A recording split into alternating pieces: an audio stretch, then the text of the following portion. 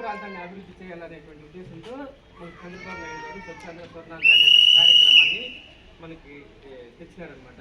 దీంట్లో భాగంగానే మనం ఏం చేయాలంటే మన సిటిజన్స్గా మన వంతుగా మన చెత్త దానికి మనమే బాధ్యత వహించాలి. ఇంటి దగ్గర జనరేట్ అవుతుంది కదా, దానికి సిటిజనే బాధ్యత వహించి తడి చెత్త వేరేగా పొడి చెత్త వేరేగా మున్సిపల్ సిబ్బందికి అందించాలన్నమాట.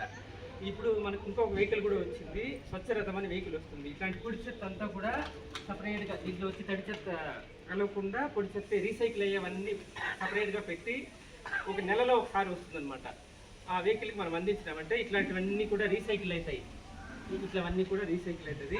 వీటిని మనం ఆ స్వచ్ఛరథానికి అందించి దాంట్లో నిత్యావసర వస్తువులు అమ్ముతారనమాట. మనం ఎంత చెత్త వేస్తామో దానికి సరిపడా సోపు, షాంపూ, చక్కెర, బెల్లము, పప్పు అట్లాంటివన్నీ తీసుకొస్తుంది.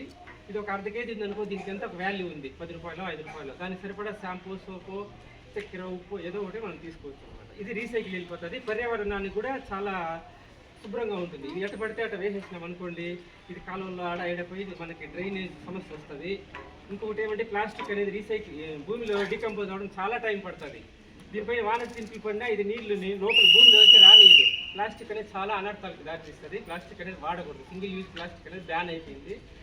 తర్వాత ఒకవేళ ఇన్కేజ్ అది కంపల్సరీ పరిస్థితులు వచ్చినప్పటికీ ఇట్లా రీసైక్లింగ్కి పంపించాలి మనం సపరేట్ చేసి. అప్పుడే మనం పర్యావరణాన్ని మనం రక్షించినట్లయితాం మన వంతుగా.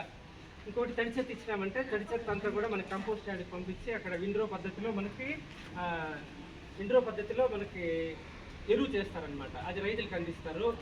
అదే ఇంటి దగ్గర హోమ్ కంపోస్ట్ లాంటి బిన్ను పెట్టుకునేసి ఎస్ఎస్జి మెంబర్స్ కానీ లేడీస్ కానీ ఇవన్నీ తడి చెత్త ద్వారా ఎరువు చేసుకొని ఇంటి దగ్గరే మిద్దె పైన తోటలు, టెర్రస్ గార్డెన్ అంటాము లేదా మిద్దె తోటలు అంటాము. దాంట్లో పుదీనా కూర, మెంతి కూర, గోంగూర